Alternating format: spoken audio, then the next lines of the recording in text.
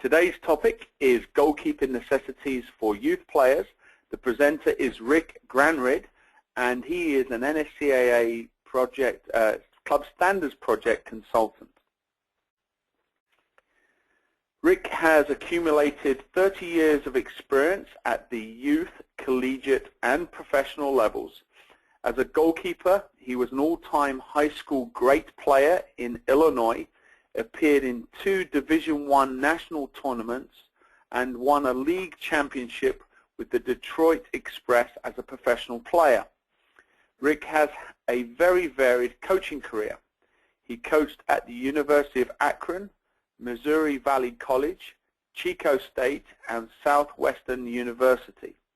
He was the state director of coaching for South Texas Youth Soccer Association and was the director of coaching for several youth clubs.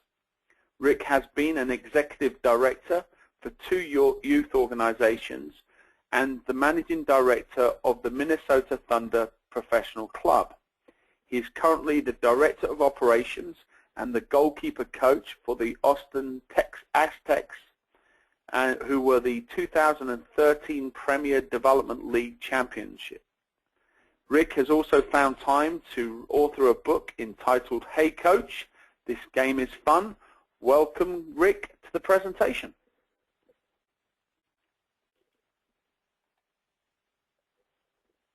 Thank you, David, and welcome, everyone. I think that there are more and more goalkeepers who are receiving specialized training these days, which I think is great, and I think it's necessary. However, you know, that training, if it occurs, usually happens in the first place because the techniques and tactics of the position are usually outside of the knowledge and skill sets of many coaches. The other thing is that most of the goalkeeper trainers, if they are getting training specifically, don't get to observe the players' games. So the assessment of the transference of training to the game can be very nebulous. Come game time then, you know, the onus of providing guidance to the goalkeeper is on the team coach, who does not have the background, and so we have that whole vicious cycle. The session today is to cover some of the specific things that team coaches who are not goalkeepers still need to know. So corrective feedback can be provided to the player as well as the goalkeeping trainer. And by the way, as David said, I'm happy to briefly share any other thoughts or answer any questions at the end of this session, offline, or in a Q&A on our LinkedIn.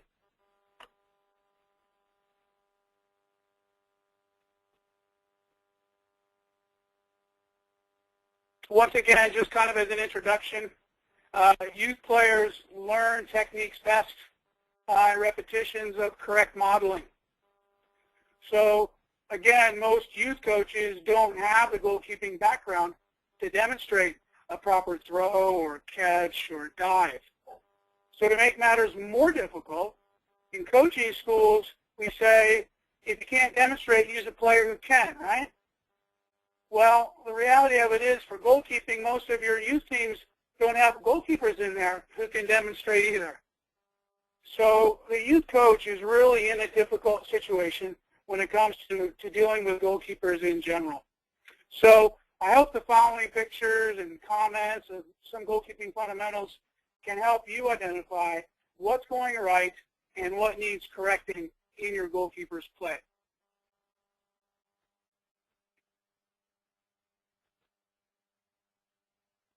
So the next few slides are going to be focusing on techniques that I feel are kind of falling through the cracks.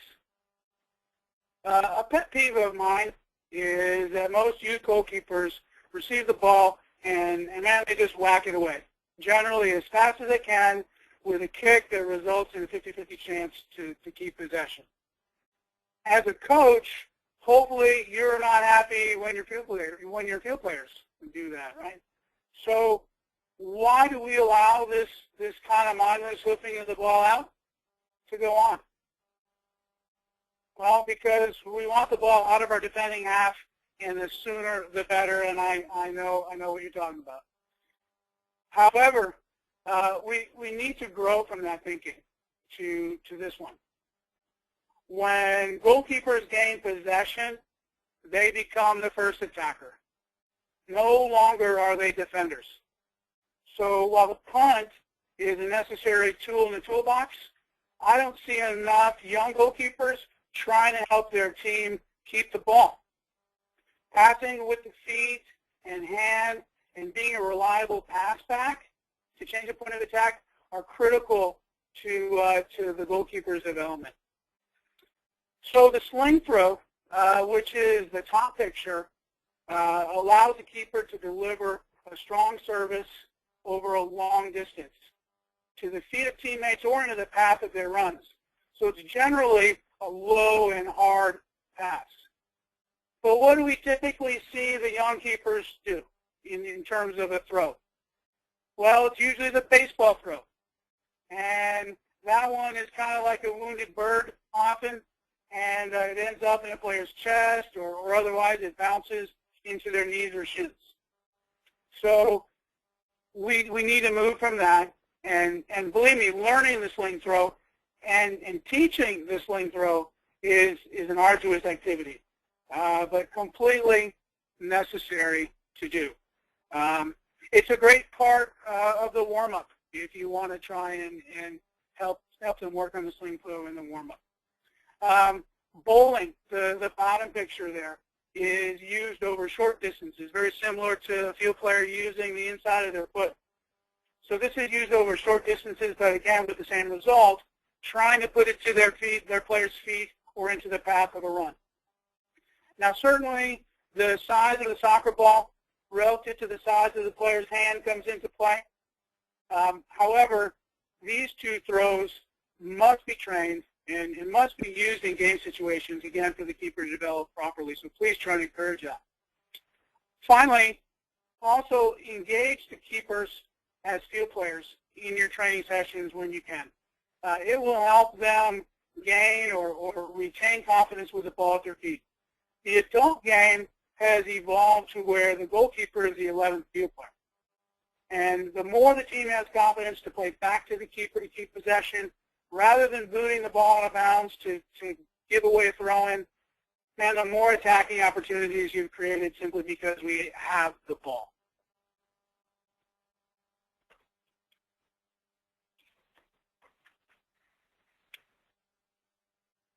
Proper handling techniques, I think, are something that the youth coach can definitely assess properly and provide proper corrective feedback. But it is shocking to see how many youth goalkeepers catch incorrectly. And more importantly, how often little or no guidance is provided following that. So a couple of catches are put on your screen now. The first one is the contour catch, or the W. So this catching technique is used for balls that are shoulder and head height, not any lower than that. And this is kind of my main point, where I see keepers trying to use the W lower than that, so they're using the W really for the wrong service. On this contour W catch, the thumbs are behind the ball, forming that W. So this is a reinforcement. You know, without the thumbs behind, the ball goes through easy. And then finally, like you see in that upper picture, the ball is caught in front of the body. And so it's not close into the chest or the head. This error causes the hands to be like a wall when we really want them to be like a cushion. So catching in front of the body allows kind of a give in the arms. And it also, just as important, allows the player to see the ball into the hands, just like a baseball player is looking for the ball into the bat when they swing it. The lower picture there, Peter, check, the basket catch is a technique for balls coming in below. So the main thing on the basket catch, this actually kind of is kind of a scoop also, but you want to get the body behind the ball for maximum coverage.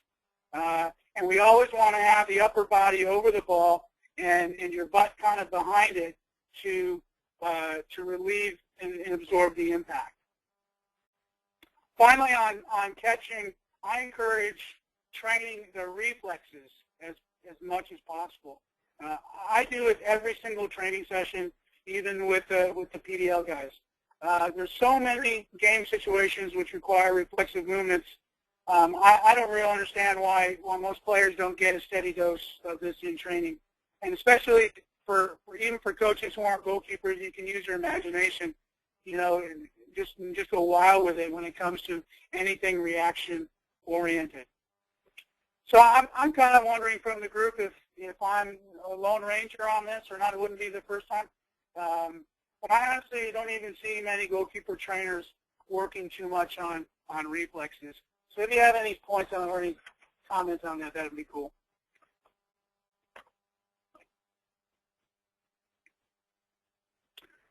All right, going on to the diving. So I'd like to kind of put a couple questions out to you and see what you think. So number one is, what do you think is wrong with this particular technique? I think he's going to make a save, but I also think he might be paying the price for it. So let's, to me anyways, this is kind of what it looks like. It looks like he's doing the Superman dive, or the diving into the pool. So these methods are going to cause him to land how, do you think? If you answered on his stomach or on his face, I would probably agree with you. So let's say that's the case. Let's say that the diving technique has caused him to land on his stomach, which is not good, by the way. Why is it not good for landing on his stomach? Because it shortens your reach to the ball on a dive. So my question would be, as a coach, what is your one coaching point to help him not dive on his stomach? And the answer to that question, in my mind, is that it looks like this player has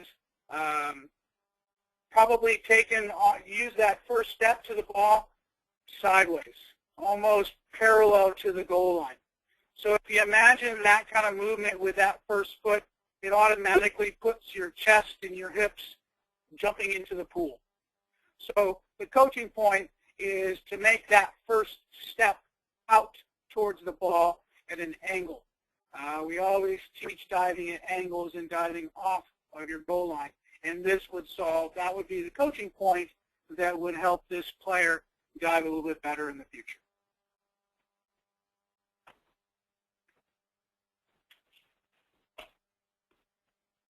All right, diving again.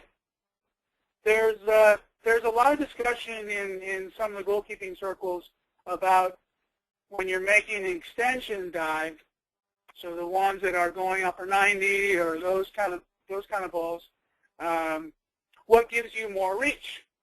So the one on the left is the lower arm swipe. So you're swiping upward with that lower arm, and the upper arm is trailing. And then you see check again on the other side, using his leading with his upper arm. So again, the picture on the left, I think the ball is going to go in the back of the net. And to me, the ball is going right to where the upper arm's hand could be. The picture on the right, again, shows almost a completely different body position. And so that upper arm goes across the body, and in my mind, you can reach higher.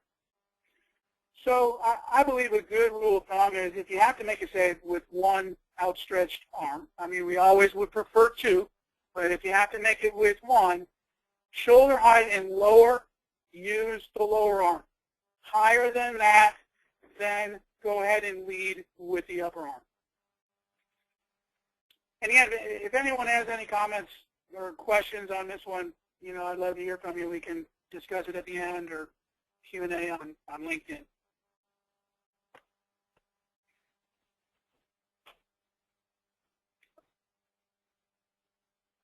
Catching high balls. So the three main points I want to bring up here are that, number one, you want to time the jump to catch it at its highest point. The high ball, it's intended for someone's head most of the time anyways. So you don't want to wait for it to drop in your hands.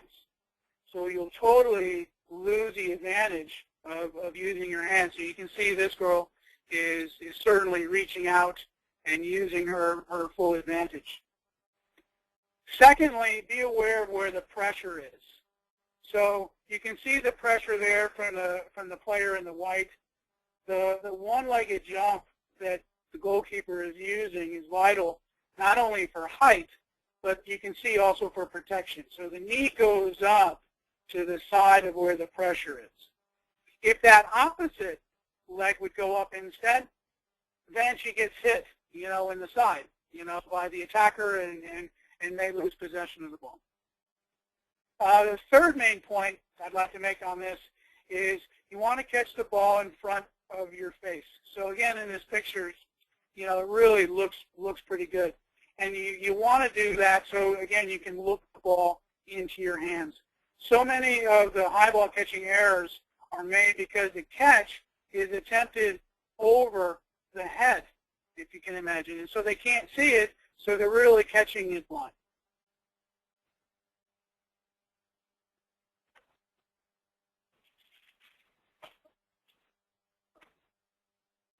This one you may or may not have heard before. I call it the restand. And basically, it's trying to be prepared for the second save or the second ball. And I think that we're generally overlooking the importance of making that second save. And again, if you don't know what I mean, that's the one where maybe the goalkeeper makes a great stop, but has to deflect it. But the loose ball then is followed up by either the same player or another attacking player. So we need to train the goalkeepers into the habit of immediate recovery following an initial save and getting themselves into a follow-up save position for that probable, second and many times third and fourth saves. And for me, and what I try to get this picture to show is that it appears this goalkeeper is recovering to his feet. And I try and emphasize the restand without the use of the knees to get to the feet, if you can. So if you're getting back to a standing position using the knees, that usually requires obviously additional movements and additional time. So without the knees, if the goalkeeper's prone, hopefully sideways, okay, then she can kind of rock up directly to the feet with the help of that opposite hand, very similar to what you see in the picture there. So thereby getting to the feet a lot more efficiently than getting stuck, on your knees. So that's kind of an intricate one maybe for some, but the bottom line is the coaches, for you guys, is to prepare the goalkeepers to always recover from the initial save and be able to reposition for that likely second ball.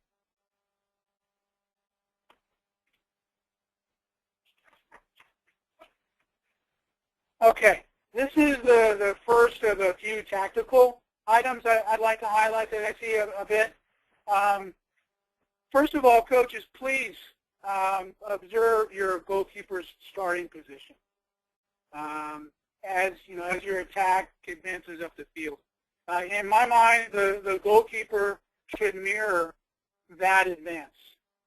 So, no standing under the crossbar when your team has the ball and you're attacking half. You don't want that. So it's like you can kind of think in your own mind, when you're attacking, do you know where your goalkeeper is? So the more advanced the ball is, the more advanced a position the goalkeeper should have within and outside of the penalty area. And you see that picture on the right, I think, is a really cool depiction of where you should be. And you can see the green color on the right translates to the number 4 green color on where the goalkeeper should be, and then likewise with the brown and the blue. So that really is a great picture of a way how to communicate to the goalkeeper, hey, where should you be when we have the ball in those certain parts. Now, the main reason or reasons for this type of positioning, number one is to cut out the potential danger from through balls.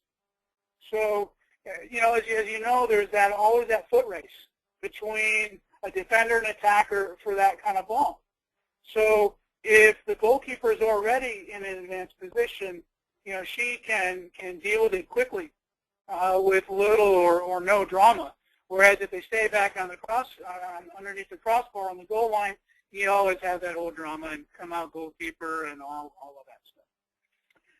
The second reason for this positioning is also to assist defenders as they're dealing with balls played over them and are chasing them down. So when that happens, often those players have pressure on their heels. They've got their backs to the field of play. So the goalkeeper, again, could easily be utilized as a safety valve with a back pass to relieve that pressure. So always, please, guys, look for the positioning of the goalkeeper when depending upon where you are in the attacking part of the field.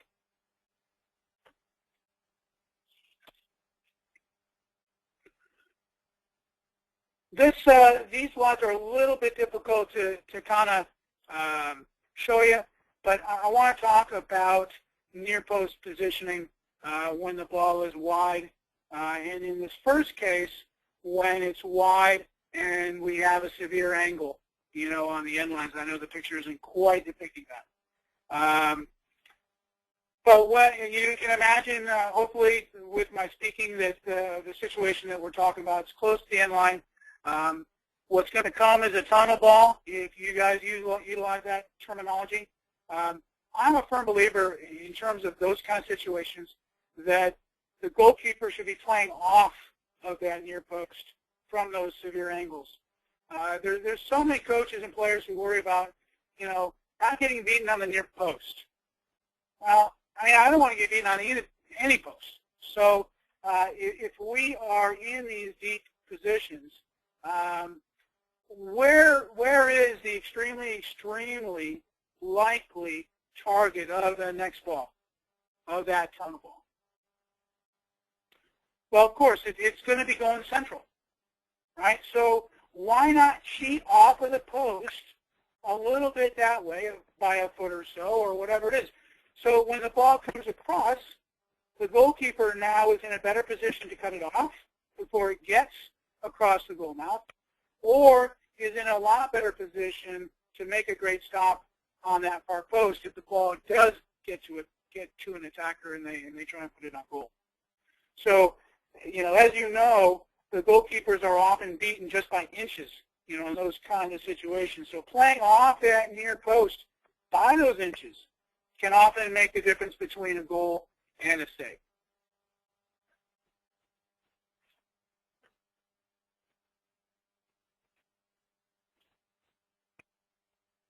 So these pictures are trying to show you the goalkeeper in what we would call an open stance. And I would encourage open stances on all crosses and corner kicks. So just to be clear, the open stance is where the feet and the body face the middle of the field. A closed stance would be one where the feet and the body face the cross or the corner or to the side of the field. So the benefits of a more open stance, kind of looking at, if you look at the pictures here, again, as before, where's a likely destination of any cross or corner? Well, one of them, for sure, is towards the middle. So that open stance provides really the most efficient footwork to get to the middle. Since we're already facing forward, the first step is already going to go towards the ball, to the middle. The closed stance is going to require an additional step to turn the body inside to get into position to make that step to the middle. So with the open stance, we immediately can get there. The closed stance has to make an additional step before you go to the middle. Now, on crosses, where's another likely destination for a cross or a corner? Well, certainly it's going to be the far post area or far post runner. So the open stance allows a goalkeeper to see the runners and the space because we're facing the field. And we can see those far post runners and space without losing sight of the ball that's out wide. Again, if you can imagine the closed stance, if you're facing the corner, like so many kids do, they can't see what's happening on their back post. So if they do want to take a look, they've got to completely swivel their head over to see, and so now they've lost sight of the ball. So anyways, I hope that makes sense on the open stances on crosses and corners.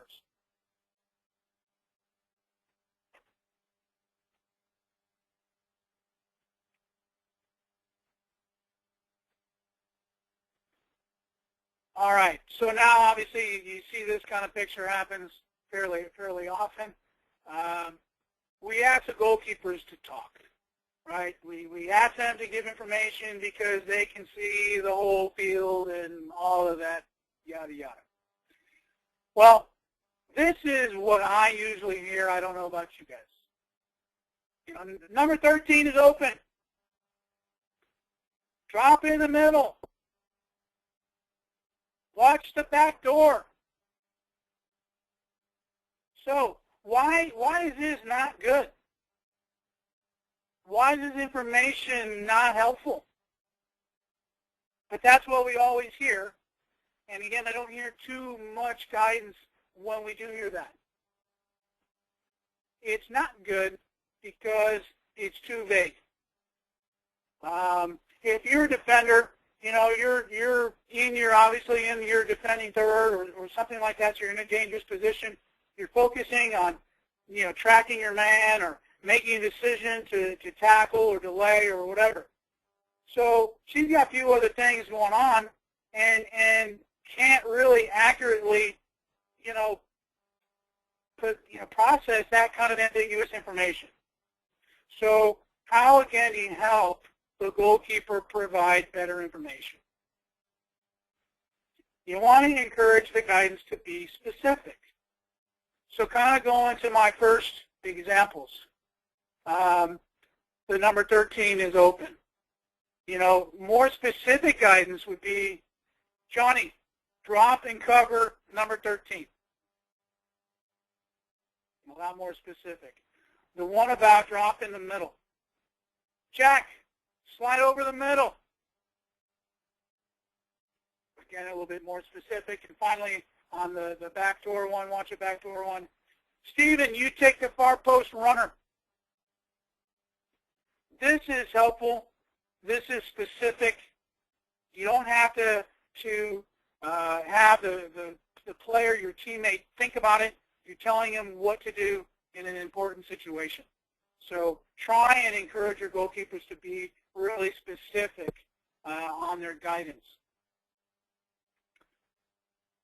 Now, also, there's a slew, I think, of goalkeepers who literally are like chatterboxes out there, maybe even like play-by-play commentators. If there's an endless stream of information, well-intentioned or otherwise, it can become easily white noise to the players, and they tune it out. So if you have that commentator type, and they really need, or he really needs his right back to listen to something he has to say, oftentimes it literally falls on deaf ears.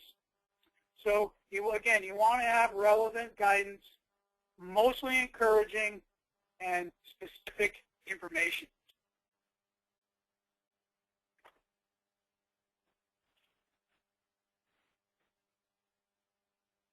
Now, David Newberry, this was a fun picture you put in for me. And I think it's stretching, or it's really hurting my butt a lot and my side. I don't know. David, I'm just giving you a hard time. Similar to the technical and tactical components discussed so far, the physical component for goalkeeping is also position specific. So remember that it is an anaerobic position. So it features more explosive, short bursts of high energy, followed by periods of relative inactivity. And also, coaches, understand that the majority of the fitness you probably do for your field players' benefit won't benefit the goalkeepers, at least position-wise. For some of you that maybe are coaching older players and you do some physical testing, like the Cooper test or the Deep test, stuff like that, man, I get it that you want to involve the goalkeepers in those tests because, they're part of the team and it's a team activity and all of that. But I certainly would not utilize the results of any of those kind of tests in any sort of assessment or selection process. Recall or be sure to understand that the goalkeepers are best served physically by repetitive position-related movements, over a period of maybe 30 to 45 seconds. Core strength, your abs and your overall strength, those are good physical activities. Agility is good physical activities. These kind of things are much better than running, over extended distances or time. What I like to do in these situations is pluck out a piece of the game, that a goalkeeper, the kind of movement that a goalkeeper will make in a game. And it may be, going to the near post and then the ball is going to be redirected so they have to go back to the center. Or they come out and then they need to recover back because the shot or the cross never came. Whatever it is, different movements that the goalkeepers do in a game, and just recreate that and make it repetitive, again, over that 30 or 45-second time period, and you have yourself a very good position-specific physical activity.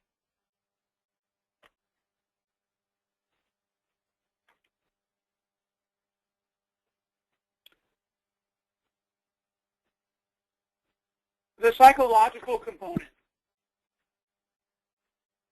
again, is also different for the goalkeeper. And it's mostly due to the solitary kind of individual nature of the position. So, a midfielder can give the ball away dozens of times, per game or per training session, and sometimes hardly a word is ever said. Or else maybe it's, unlucky or a good idea or, all of that stuff. But a goalkeeper makes one mistake and it's a goal against us. The game stops. All our eyes are on our mistake. It's just a completely different psychological dynamic going on. So let's talk about mostly during games, because this is where you guys are involved with the goalkeepers. To me, providing a goalkeeper with occasional instruction from the sideline is okay. But certainly berating a mistake, like some coaches tend to do with field players, is not really helpful at all. The goalkeeper, more than anyone on that field, knows that a mistake has been made.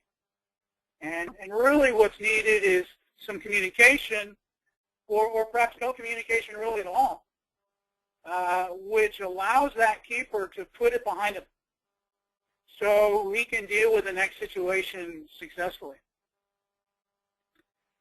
Personally, I make very few instructional comments during the games. Largely, it's going to be distribution related. I'm not going to make my comments on positioning on crosses and all that kind of stuff, yelling at them in the middle of the game.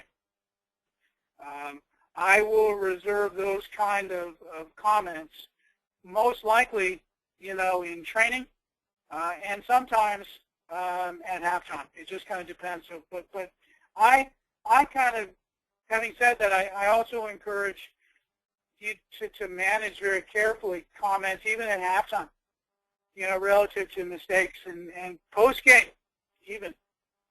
So, you as a coach, you're assessing the frequency and the type of mistakes the goalkeeper makes, just like you're doing with your field players. But remember that most of the youth school, I shouldn't say remember, that you usually don't have the luxury of multiple goalkeepers. So if you want that kid to give the best that she's got, in the second half or even in the next game, it's really important, how you frame criticism, and when you do it. So in my mind, the younger the keeper, the more encouraging and specific information to improve should be provided.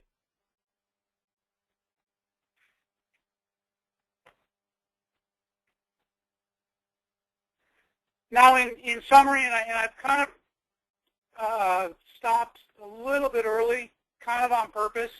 I think there's going to be a lot of questions, and I would like to be able to respond to those, online, or excuse me, in our presentation here. But as a summary, real quick, we want to. I'd encourage the coaches to allow and encourage specific goalkeeping training. It's such a unique skill set, and it's such a vital part of the field for you that they require some specific training. What if you can't give specific technical training to your keepers? How do you sort that one out in your own training sessions? The best advice I can give is involve the goalkeepers in exactly the same activity that you're doing with your field players, but have them use goalkeeping techniques to, receive the ball, to distribute the ball. Anything like that, let them play as a normal player in your activity, but they are the one or the ones who are using goalkeeping techniques, and that way you can address quite a few, actually, in your regular course of training. Secondly, if you're not a goalkeeper, as a coach, I think it's still important for you to recognize what the basic goalkeeping technical and technical, requirements are. Like we said again before, your trainer, your goalkeeper trainer is probably not there. And so it's up to you to give some guidance, or at least to take some notes down as to what is going wrong and what the goalkeeper trainer can fix later on. So you do need to take a little bit of responsibility to learn about the position, and I'm happy that you're tuning in to listen to this. Fitness really for the goalkeeper should be related to goalkeeping. Once again, if you're going to have them involved because they're part of the team, great, got that. But it's not helping them from their position. So again, like we mentioned earlier, try and get fitness activities that relate to the goalkeeper. And finally, be aware of the different psychological dynamic that the goalkeepers face. They're out there by themselves. They're, all the mistakes are for everybody to see. They're the ones that have to pick the ball back up out of the net when they're scored on. It's just a different mindset. Also, many of you, I assume, are probably coaches of younger players. In my mind, as a former goalkeeper, I think you want to make sure that the goalkeepers are field players first, they're soccer players first. So the more playing time of the game that they get, the better that they are, or the better it is for them, excuse me.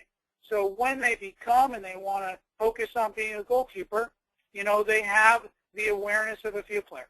They have the comfort level with the ball of a field player. Our goalkeeper with the Aztecs right now, he was a forward throughout high school, and I believe one of the top goal scorers in the high school league here in Central Texas. So imagine his advantage of, you know, on a breakthrough situation. He knows exactly what that is like, even from being a forward himself. So again, the psychological part is important, and we need to pay attention to that.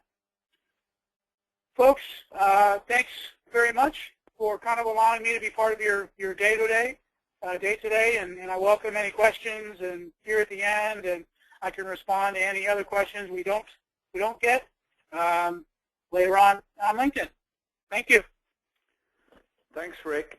Let's take a couple of questions, but before we do, let me just remind people that they will receive a copy of the manual Play Like Manchester United, which is a manual that's focusing on 9 activities, all color illustrated. So that will be available to everybody as part of the attendance at tonight's webinar.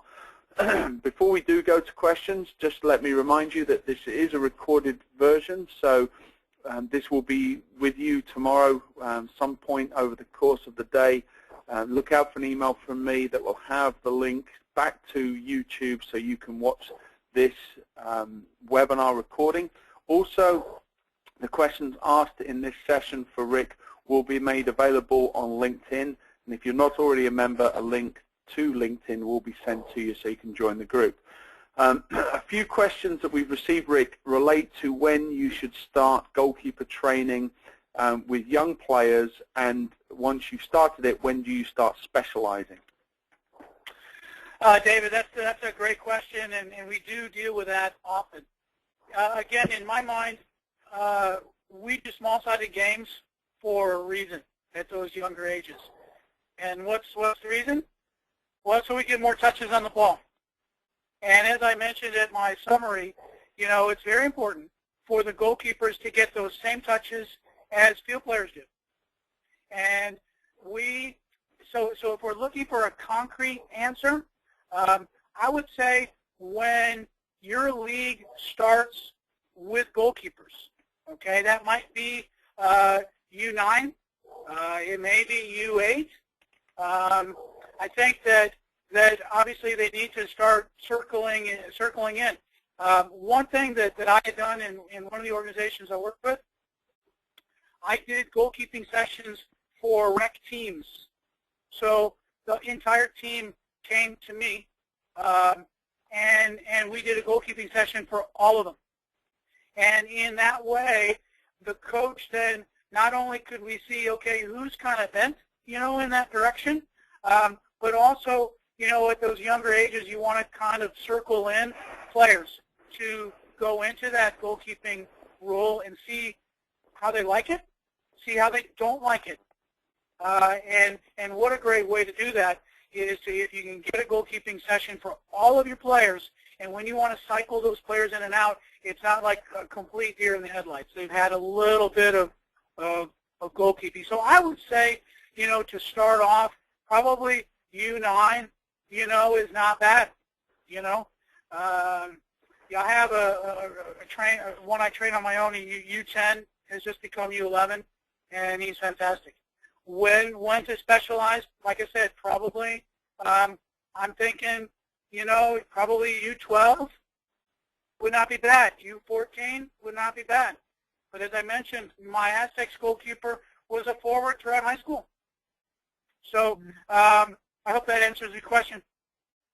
Okay, and let's take one more. This is from Jose. He asks, when is it important, when is it important to teach when to punch and when to tip the ball over the bar? Excellent. Jose, thanks. That's an excellent question, too. Now, the tip. Remember, the tip is really redirecting. All right, that's redirecting the ball kind of on its current flight. So we're not trying to box it away or anything like that. So if you're tipping, that means you're in a position where I can put it over the crossbar or I can put it, around the goalpost. I'm not trying to deflect it in any way. The boxing one or the punching one, that's going to be largely on crosses that are coming into your box, into the middle and into a dangerous area. And what I need to do at that point in time is I want to get it the heck out of there. So, the rule of thumb is high, wide, and far. So, we want to try and bide as much time for our defenders to reorganize once I punch that ball away. And for me as a goalkeeper, and if I'm coming out to box that ball, I'm not in good position either. I'm out of position. So I need time to get back into a better saving position myself. So anything that needs to be changing the course of the direction of the ball, we want to box it. If we're going to just continue the same path of the ball but slightly redirect it, that's when you tip